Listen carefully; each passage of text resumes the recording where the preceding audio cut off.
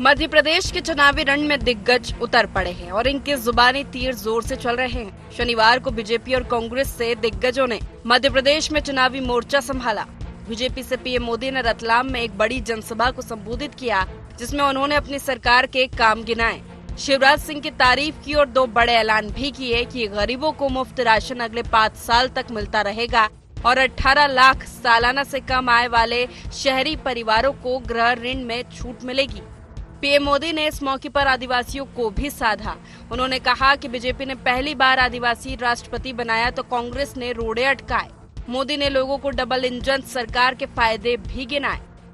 ये भाजपा ही है जिसने एमपी को एग्रीकल्चर में इतना आगे बढ़ाया। ये भाजपा ही है जिसने एमपी को रोड और रेल नेटवर्क में इतना आगे बढ़ाया। ये भाजपा ही है जिसने एमपी में औद्योगिक विकास किया, इसे आधुनिक शिक्षा का हब बनाया। कांग्रेस मतलब राज्य में हजारों करोड़ के घोटाले। कांग्रेस मतलब राज्य में अपराधियों का बोलबाला। कांग्रेस सिर्फ परिवारवाद का परचम लहरा सकती है। मध्य प्रदेश का परचम लहराना कांग्रेस के बस की बात नहीं है। भाजपा आपके परिवार के वर्तमान, आपके बच्चों के भविष्य के लिए काम कर रही है। आपका सपना ही मध्य प्रदेश के मेरे भाइयों बहनों मेरी गारंटी है। केंद्रीय गृह मंत्री अमित शाह भी मध्य प्रदेश के दौरे पर रहे। उन्होंने शिवपुरी और ग्वालियर में कई सभाओं को संबोधित करते हुए कांग्रेस को निशाने पर लिया। उन्होंने कहा कि कांग्रेस 4C फॉर्मूले की पार्टी है। इसका मतलब है करप्शन, कमीशन, कम्युनल और क्रिमिनल। उन्होंने कहा कि कांग्रेस ने मध्य प्रदेश को बीमारू राज्य बनाया, जबकि भाजपा ने 18 साल में मध्य प्रदेश को विकसित राज्यों की कतार में खड़ा किया है। शाह ने कहा कि मध्य प्रदेश में कांग्रेस की सरकार आई तो लाडली बहना जैसी योजनाएं बंद हो जाएंगी। कांग्रेस पार्टी 4C फॉर्मूला पर चलती है। C for corruption, C for commission, C for communal दंगे और C फॉर क्रिमिनलों की पॉलिटिक्स। ये 4C से निकलकर विकास की धारा में मध्य प्रदेश को लाने के लिए भारतीय जनता पार्टी को वोट देना बहुत जरूरी है। मोदी और शाह के जवाब में कांग्रेस की ओर से राष्ट्रीय अध्यक्ष मल्लिकार्जुन खड़गे मैदान में रहे।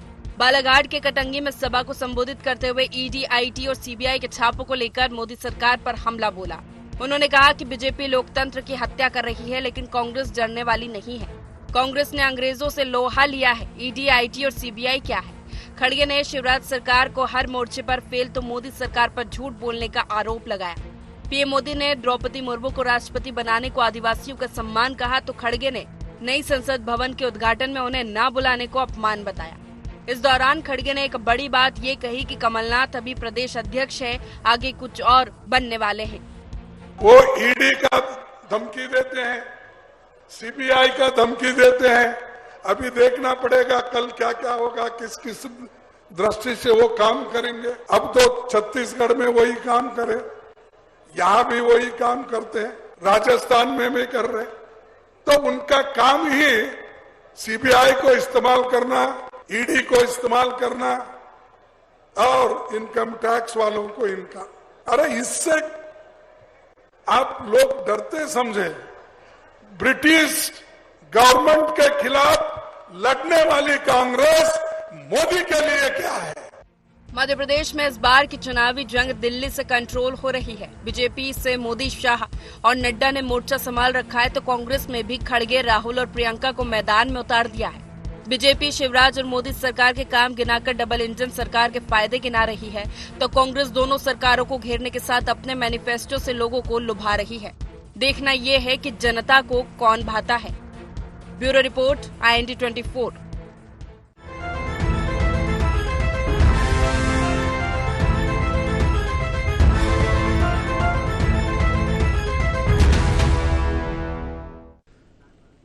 नमस्कार, IND एजेंडा रण में दिग्गज में आपका स्वागत है। मैं हूं आपके साथ नवीन पुरोहित। चर्चा को विस्तार देंगे उसके पहले IND एजेंडा के मुख्य बिंदुओं की तरफ एक निगाह डालते।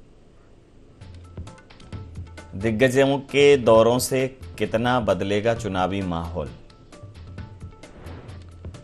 मोदी की गारंटी पर भरोसा करेंगे मध्य प्रदेश के लोग?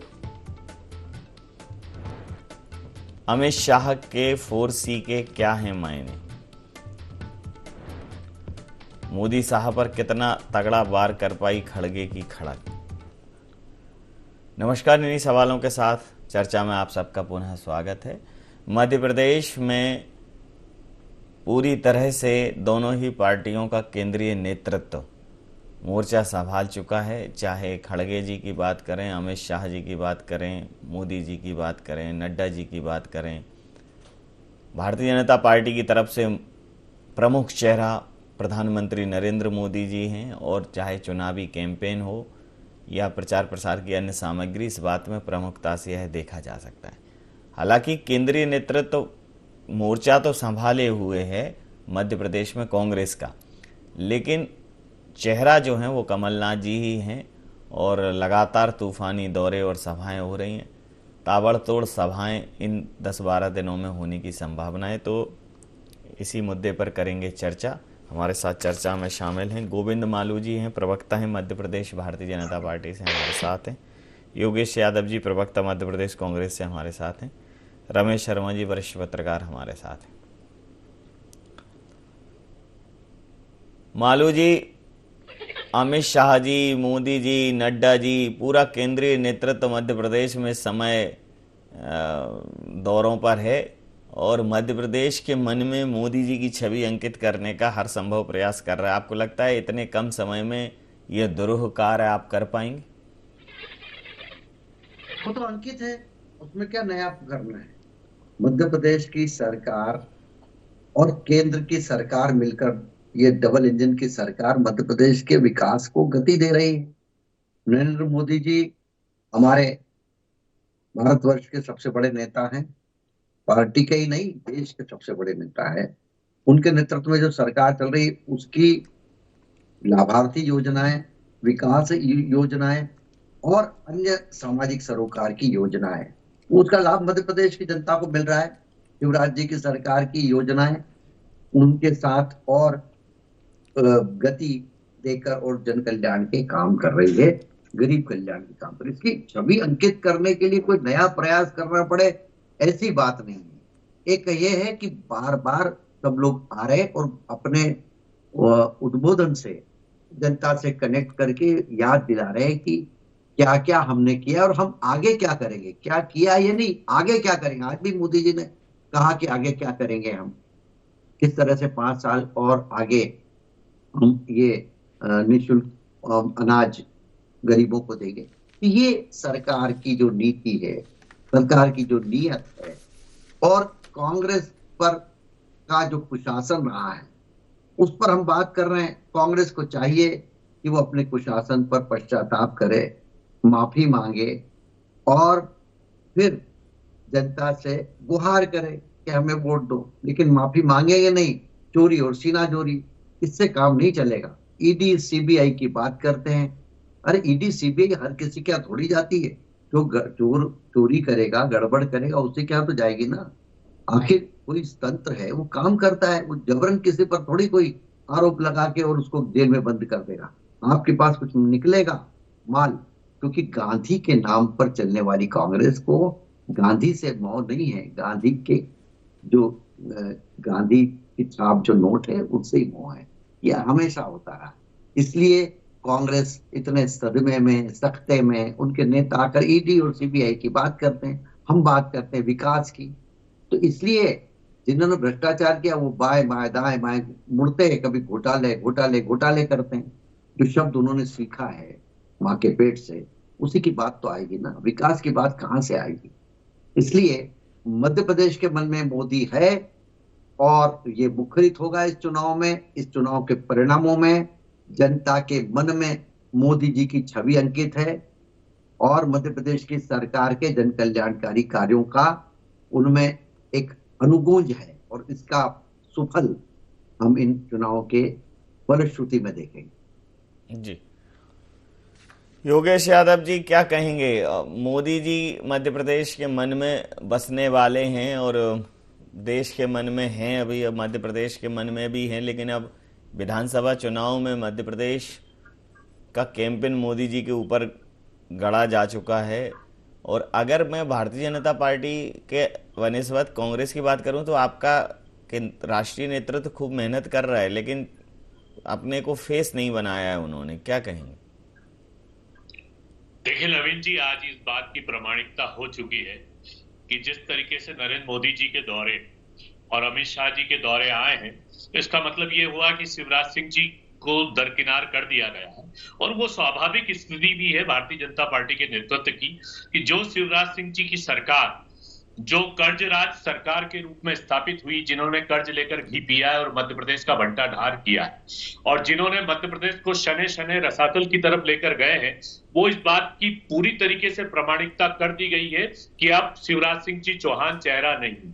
अब चूंकि अब पालनहार आए हैं, ऊपर से आए हैं कि मध्य प्रदेश की सत्ता जा रही है और कांग्रेस यहां पर सत्तारूढ़ हो रही है जनसेवक के रूप में, तो इस तरीके से आज नरेंद्र मोदी जी ने जो मोर्चा संभाला है और अमित शाह जी ने जो मोर्चा संभाला है, तो उनसे मेरा एक निवेदन यह है कि सबसे पहले तो वो मध्य प्रदेश की जनता से माफी मांगे कि जो आपका 2018 का घोषणा पत्र था, उस घोषणा पत्र का एक बार हम विवेचन कर लें, और ना करें तो हमारे शर्मा साहब बैठे हुए, नवीन साहब बैठे हैं, आप लोग बैठकर उसका विवेचन कर लें, समीक्षात्मक दृष्टिकोण से देख लें कि कितना झूठ बोला जाता है।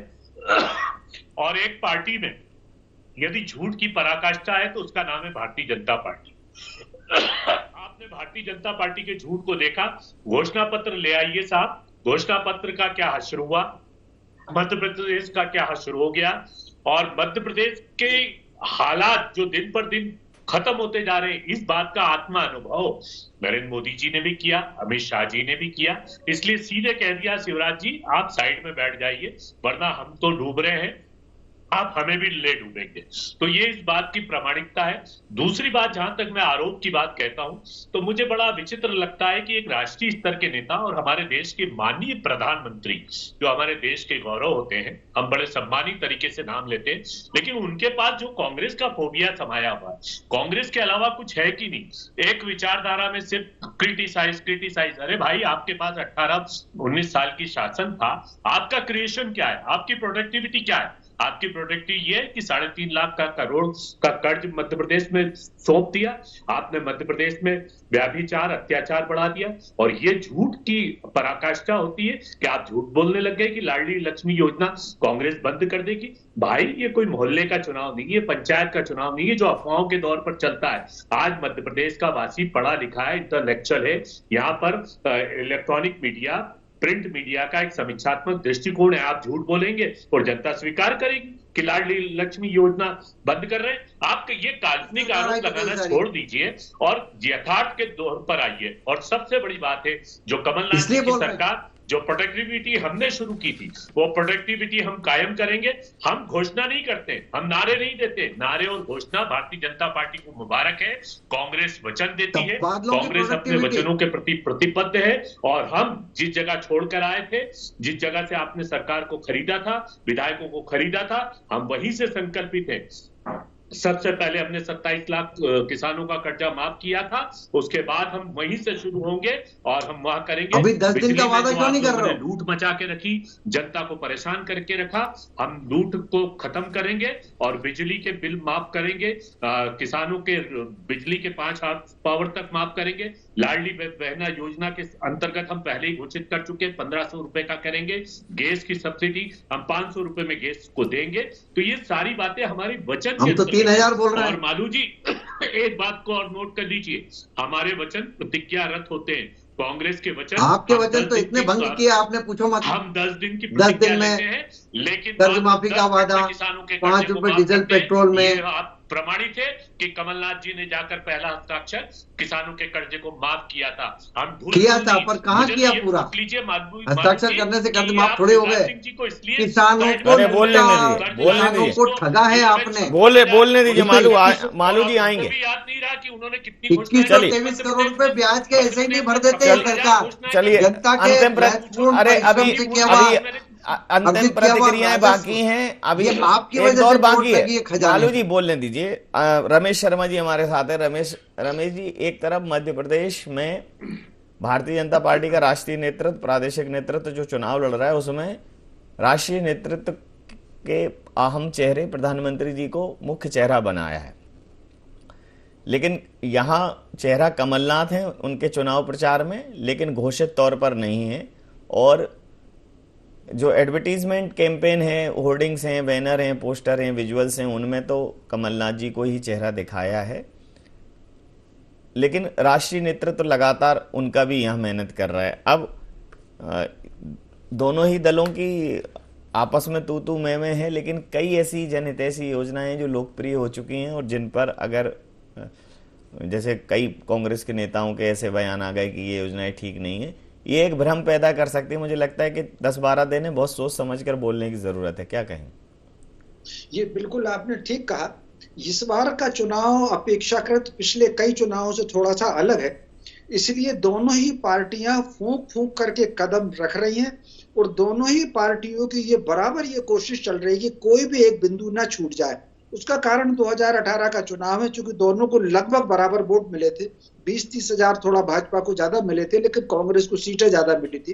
तो दोनों की ये कोशिश है एक एक कदम आगे निकलने की। और दोनों ही पार्टियों का केंद्रीय नेतृत्व मध्य प्रदेश में प्रचार के लिए बहुत ज्यादा सक्रिय है। ये बात सही है कि भारतीय जनता पार्टी का केंद्रीय नेतृत्व कांग्रेस की अपेक्षाकृत एक कदम आगे है, ज्यादा सक्रिय है। कमलनाथ जी को लेकर के जहां कांग्रेस प्रदेश तक सीमित रहना चाहती है, वहीं भारतीय जनता पार्टी की कोशिश मोदी जी को लेकर के, मोदी इफेक्ट को लेकर के भी उनकी है। क्योंकि पिछले वक्त अगर आपने देखा होगा कि 2018 का जो परिणाम था और उसके 4 महीने बाद जो लोकसभा के चुनाव हुए 2019 में, 4 महीने बाद ही, उसमें जो मोदी इफेक्ट ने काम किया, जमीन तो फर्क नहीं पड़ा।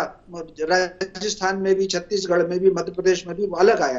तो मुझे लग रहा है कि भारतीय जनता पार्टी इस बार बहुत सावधानी के साथ में अपनी जीत को सुनिश्चित करने के लिए, प्रदेश के तो सारे नेता उनके सक्रिय हैं ही, प्रदेश के वो नेता भी चुनाव लड़ रहे हैं जो राष्ट्रीय स्तर के हैं, तो प्रदेश के सारे नेता तो सक्रिय हैं ही, इसके साथ साथ वो केंद्रीय नेतृत्व को भी सक्रिय करना चाह रहे हैं। ठीक उसी प्रकार अगर आप देखेंगे, कांग्रेस की रणनीति भी है कि राहुल जी से ज्यादा प्रियंका जी की सभाएं होंगी, क्योंकि प्रियंका जी का लुक जो है थोड़ा सा इंदिरा जी से मिलता है, उनका बोलने का तरीका है, उनका कहने का तरीका है।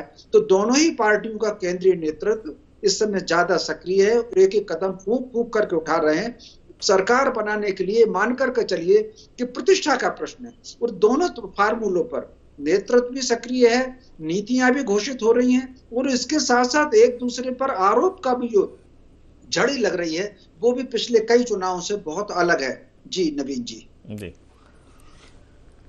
देखिए योगेश जी, पिछले 2018 के चुनाव में और 2019 के लोकसभा चुनाव में जो रिजल्ट थे वो एकदम ही कांग्रेस को चौंकाने वाले थे। आपकी जिन राज्यों में सरकारें बनी उन राज्यों में भी भारतीय जनता पार्टी को जबरदस्त रिस्पॉन्स मिला। तो मूल बात यह है कि जिस प्रकार से मोदी इफेक्ट 2019 में काम किया है, अब वो इफेक्ट उन्होंने 23 और 24 में तो मेन उनका चुनाव है ही लोकसभा चुनाव, लेकिन 2023 में भी उन्होंने मोदी के चेहरे को इस्तेमाल किया है। तो कहीं वो इफेक्ट कांग्रेस के लिए साइड इफेक्ट का काम ना करे? देखिए, इसका प्रयोग नवीन जी कर्नाटका में नरेंद्र मोदी के चेहरे और अमित शाह के चेहरे को लेकर किया जा चुका है, और वहां पर भी नकारा जा चुका है। क्योंकि क्या होता है कि जिसको कहते हैं ना कि वो झूठ की हांडी एक बार ही चढ़ती है। जनता ने 2019 देख लिया, 2014 देख लिया। अब जब कर्नाटका में नकार दिया गया है, तो मध्य प्रदेश में कर्नाटका की पिक्चर की पुनरावृत्ति होगी, चाहे नरेंद्र मोदी जी आ जाए, अमित शाह जी आ जाए। और ये बात तो स्पष्ट हो गई कि शिवराज सिंह जी आजकल फिलोसफर हो गए। रमेश दादा मेरी बात को समझ रहे होंगे, वो कह रहे हैं कि हम बने या ना बने, हम रहे या ना रहे। आज इस तरीके के बयान उनके आने लगे, तो इसका मतलब आदमी जब हार के कगार पर होता है तो फिलोसफर हो जाता है। तो उनकी फिलोसफी साथ में आ रही है। और सुन लीजिए मालू जी स्पष्ट बताए कि आपका शिवराज सिंह जी चौहान चेहरा है अथवा नहीं है, और यदि आप अगले मुख्यमंत्री के रूप में किसी को स्थापित करना चाहते हैं तो उसका नाम बता दीजिए। हमारा तो एकमात्र चेहरा है कि कमलनाथ जी हमारे मुख्यमंत्री होंगे, और 7 तारीख को कमलनाथ जी शिवराज जी के नाम से और मोदी जी के नाम से वोट मांग रहे हैं। हमारे पास एक चेहरा है, आपने मांगे चेहरा है कि नहीं? अथवा यदि आप मनमोहन सिंह के नाम से वोट मांगो, शिवराज जी हमारे मुख्यमंत्री नहीं रहेंगे तो अगले मुख्यमंत्री का नाम बता दीजिए कि कौन बेटी अरे की ये हम सब बताएंगे अंतर्गत है, तो उसका नाम सामने आ जाए। क्योंकि अब तो ये अरे बात हमने करते बताया हैं ना, आपकी आजकल गवर्नेंस शिवराज जी देने बहुत का काम फिलॉसफी वाली शिवराज भाषण जी ने दे रहे हैं, किया। उसने भी। जी ये बोलिए, आखिरी टाइम आप आ बोल गया है। लीजिए, मध्य प्रदेश मालू के जी बोल विकास लीजिए को क्या कह रहे प्रेरणा दी। हैं, बोल लीजिए मालू जी, बोल लीजिए, बोलिए। तो इसलिए मध्य प्रदेश में अब ये आपकी पार्टी अलग ढंग से तय करती है वंशवाद परंपरा से। आपके यहाँ तो मल्लिकार्जुन खड़गे हो या कोई हो, राहुल गांधी और प्रियंका पर ही फोकस रहता है, बाकी महासचिव भी गायब और बाकी अध्यक्ष भी गायब। तो आपके यहाँ इस तरह से दलितों पर अत्याचार का उदाहरण तो आपके अध्यक्ष के साथ ही करते हैं। हम हमारे यहाँ लोकतांत्रिक ढंग से चुनी जाती है, विधायक दल फैसला करता है, उसके चुनाव होते हैं, हर हमेशा होते हैं 5 साल बाद, और उसमें पर्यवेक्षक आते हैं, उसमें चुनाव होते हैं। आप अभी है ना, अभी की बात करो, कल क्या होगा आपने क्यों पूछा? नहीं, आप बता दीजिए ना आपके मुख्यमंत्री को। बताइए ना, जनता को बताइए, आपको क्यों बताएंगे? आप नरेंद्र बोल मोदी बोल हो गया क्या आपका प्रतिक्रिया हो गई मालू जी? कर दीजिए, आप हो इतनी गई, घबराहट क्यों है? ठीक इतनी घबराहट क्यों है? अच्छा, दूसरी बात यह है कि आपको राहुल जी, प्रियंका जी या सोनिया जी से इतना डर क्यों लगता है? प्रधानमंत्री जी भी नाम लेते हैं तो बस इन्हीं का नाम लेते हैं। आज यदि आजादी के पहले महात्मा गांधी थे, तो आजादी के बाद राहुल गांधी जी ने जो 5000 पद की यात्रा की है, तो आप जानते हैं कि वो राष्ट्रीय स्तर पर एकमात्र विश्व के नेता के रूप में स्थापित है। अब नरेंद्र मोदी जी को इसकी घबराहट हो रही है, हर जगह राहुल जी, प्रियंका जी। भाई आप अपना क्रिएशन बताइए ना, आप प्रजातंत्र के अपने मूल्यों को सिद्ध कीजिए। पूछ ले, अंतिम प्रतिक्रिया बोलिए मालू जी। कुछ नहीं कर पाए, बोलिए मालू, क्या कर पाओगे? बोलिए मालू। अरे घबरा तो आप रहे हैं, आपके मल्लिकार्जुन खड़गे आज ही सभा में बोले ईडी सीबीआई पर, हम कहाँ घबरा रहे हैं? प्रजातंत्र की हत्या कर हम रहे तो हैं, ये बता रहे हैं कि कांग्रेस की स्थिति क्या है। अमित शाह जी ने क्या बोला सुना आपने? 4C, ये कांग्रेस का चरित्र बताया उन्होंने, और उसके बाद माननीय नरेंद्र मोदी जी ने सरकार के विकास के काम, मध्य प्रदेश की सरकार की उपलब्धियां, शिवराज जी की तारीफ की उन्होंने, वो नहीं सुनी आपने? आपको तो जो आपके यहाँ के झगड़े हैं, आपके यहाँ के घोटाले बस वही याद रहते हैं। हमने आगे की, उन्होंने आगे का क्या हमारा रोड मैप है वो भी सामने करा है। इसलिए हम विकास, प्रशासन पर, जन कल्याण पर बात करते हैं, व्यक्ति पर नहीं। लेकिन हम परिवारवाद, वंशवाद के खिलाफ, भ्रष्टाचार के खिलाफ और आपके कारनामों को लगातार अलग जगाते रहेंगे। वो जनता से कहेंगे जब तक ये माफी नहीं मांगे इनको माफ मत करना। जी हम अंग्रेजों से ना डरे तो आपसे क्या डरेंगे हम? जी मालू जी बोलिए, अभी भी 20 सेकंड है, बोल लीजिए। अंग्रेजों से नहीं डरे तो आपसे क्या डरेंगे? ईडी कीजिए, वो ले आइए, चलिए हो गया। ये आप प्रजातांत्रिक मूल्यों की हत्या कर रहे हैं, और ये सिर्फ कांग्रेस। चलिए हो गया, अंतिम प्रतिक्रिया के साथ चर्चा समाप्त करूंगा। अंतिम प्रतिक्रिया के साथ चर्चा समाप्त करूंगा। हो गया प्रसाद मुखर्जी सब कांग्रेस के हो गया, आप लोगों का हो गया। अंतिम प्रतिक्रिया के साथ चर्चा समाप्त करूंगा। रमेश शर्मा जी हमारे साथ है। रमेश जी, चूंकि अंग्रेजों की लड़ाई कांग्रेस ने लड़ी, वो बातें अभी 2023 में काम आएंगी नहीं। कांग्रेस जिन मुद्दों पर बात कर रही है, शिक्षा, स्वास्थ्य, बेरोजगारी, उस पर बात करे, और किसी मसले को कांग्रेस नहीं छेड़े, क्योंकि चाहे धर्म की बात हो या अन्य तमाम सामाजिक न्याय की योजनाओं की बात हो, अगर इसमें कांग्रेस ने कुछ कहा, भले ही उसका मंतव्य कुछ रहा हो, लेकिन भारतीय जनता पार्टी जिस तरह से उसको प्रस्तुत करती है, ये 10 दिन है, ये जो तथ्य हैं, जो तमाम जनता से जुड़ी योजनाएं हैं, या जो ऐसी भावनाएं हैं जो आम जनमानस से जुड़ी हैं, अगर उन पर कोई बात होती है तो फिर एक माहौल नकारात्मक या सकारात्मक बनता है। तो ये बहुत सोच समझकर मंच से बोलने की जरूरत है समय बड़े नेताओं को, क्योंकि फिर उनकी बातों का बतंगड़ बनता है। ये बात बिल्कुल आपने सही कहा। ये ऐसा एक बार का चुनाव है कि हर व्यक्ति को बहुत सोच समझ करके इसमें बोलने की जरूरत है, और उसका कारण है कि कई बार ऐसा लगता है कि एक पार्टी का नेता अगर भाषण दे रहा है तो दूसरी पार्टी के विशेषज्ञ बहुत ध्यान से सुनते हैं कि उसको किस तरीके से पोस्टमार्टम किया जा सकता है। इस पूरे चुनाव प्रचार में हमको देखने को मिल रहा है, और इसमें कोई शक नहीं, दोनों पार्टियों के अपने अलग अलग मुद्दे हैं और अपने अलग अलग चेहरे हैं। भाजपा को अगर इसमें लाभ हो सकता है तो जो उन्होंने मोदी जी को सामने रख करके प्रयास भी कर रहे हैं, उनको अगर लाभ हो सकता है तो सांस्कृतिक राष्ट्रवाद का जो मुद्दा है, प्रखरता का, वो भाजपा को लाभ देगा। कांग्रेस को अगर लाभ दे सकता है तो कहीं ना कहीं जो लोगों की समस्या है, बेरोजगारी की समस्या है, ये जो महंगाई की समस्या है, ये कांग्रेस को लाभ देगा। एक बात मैं बहुत स्पष्ट रूप से जो अपने चैनल पर एक बार और कही थी। पिछली बार वो ठीक है कि किसान ऋण मुक्ति को लेकर के दोनों के अपने तर्क हैं, लेकिन पिछली बार चुनाव में कांग्रेस को जो लाभ मिला था वो किसान ऋण मुक्ति का उसमें लाभ मिला था। इस बार जो कांग्रेस की एक बड़ी घोषणा है कि वो समर्थन मूल्य 2500 देंगे, ये जो है कहीं ना कहीं ये प्रभावकारी है। भाजपा को जो लाभ लाडली बहना योजना लाभ दे रही है, तो समर्थन मूल्य की वृद्धि ये कांग्रेस को लाभ देगी। अब ये दोनों के ऊपर निर्भर है कि वो अपने पक्ष की चीजों को किस प्रकार जनता के बीच में ले जाते हैं। जी समय सीमा के चलते मैं ये चर्चा यहाँ समाप्त करूंगा। आप समस्त महानुभावों का बहुत बहुत धन्यवाद, बहुत बहुत आभार।